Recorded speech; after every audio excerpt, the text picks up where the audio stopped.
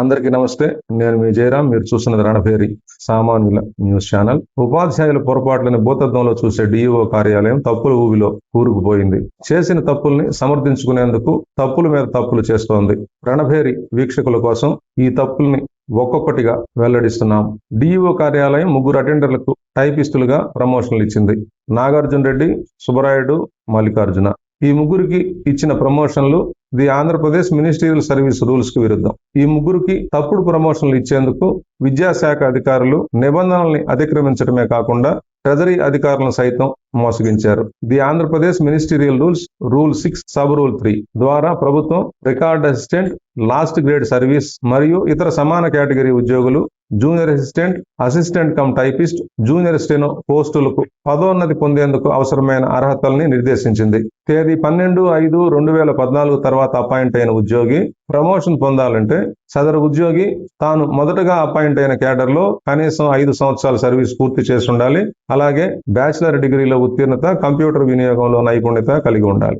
అయితే డిఓ కార్యాలయం ఈ రూల్ ని పక్కన పెట్టి 5 సంవత్సరాల సర్వీస్ పూర్తి కానప్పటికీ, ప్రొఫిషియన్సీ ఇన్ కంప్యూటర్ సర్టిఫికేట్ లేనప్పటికీ అటెండర్ గా ఉన్న నాగార్జున రెడ్డికి టైపిస్ట్ గా పదోన్నతిని ప్రసాదించింది. కె గోపాల్ అసిస్టెంట్ డైరెక్టర్ గా ఉన్నప్పుడు నాగార్జున రెడ్డికి ఫేడర్ క్యాడర్ లో 5 సంవత్సరాల సర్వీస్ పూర్తి కాలేదని, ప్రొఫిషియన్సీ ఇన్ కంప్యూటర్ సర్టిఫికేట్ లేదని, ఈ కారణంగా పదోన్నతి ఇవ్వడం కుదరదని assistant director K Gopal Nagarjuna Reddy పదోన్నతి దరఖాస్తును తిరస్కరించారు. ఇది 2022లో జరిగింది.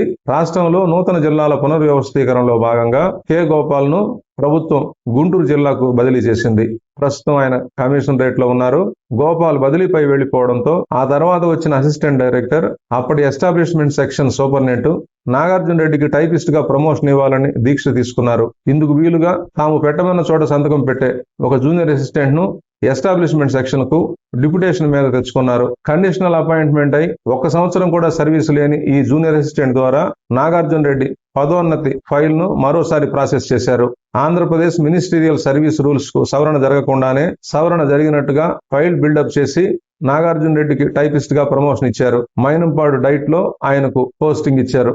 అక్కడికి ఆగకుండా నాగార్జున రెడ్డిని మొదట డిప్యుటేషన్ మీద ఒంగోలులోని డిప్యూటీ డిఈఓ కార్యాలయానికి, తరువాత డిఈఓ కార్యాలయానికి తీసుకొచ్చి ఫోకల్ సీట్ కేటాయించారు. నాగార్జున రెడ్డి గత 3 సంవత్సరాలుగా డిఈఓ కార్యాలయంలో డిప్యుటేషన్ మీద పనిచేస్తున్నారు. ఇక మిగతా ఇద్దరు విషయానికి వద్దాం. ఆంధ్రప్రదేశ్ ప్రభుత్వం టైపిస్ట్ పోస్టుల నామెన్ క్లేచర్ ను జూనియర్ ఆఫీస్ అసిస్టెంట్ గా మార్పు చేస్తూ తేదీ 12/3/2024 జీఓఎంఎస్ నెంబర్ 26ను జారీ చేసింది. అంటే టైపిస్ట్ పోస్టులు ఇక ఉండవని దీని అర్థం. అయితే 2025 సంవత్సరంలో అప్పటి DEO Kiran Kumar, assistant director Uday భాస్కర్లు జీఓఎంఎస్ నెంబర్ 26తో పాటు the Andhra Pradesh ministerial service rules ను ఉల్లంఘించి 5 సంవత్సరాల సర్వీస్ పూర్తి కాకుండానే, ప్రొఫిషియన్సీ ఇన్ కంప్యూటర్ సర్టిఫికేట్ లేకుండానే సుబ్బరాయుడు, మల్లికార్జునులకు టైపిస్ట్ గా కండిషనల్ ప్రమోషన్ ఇచ్చేశారు.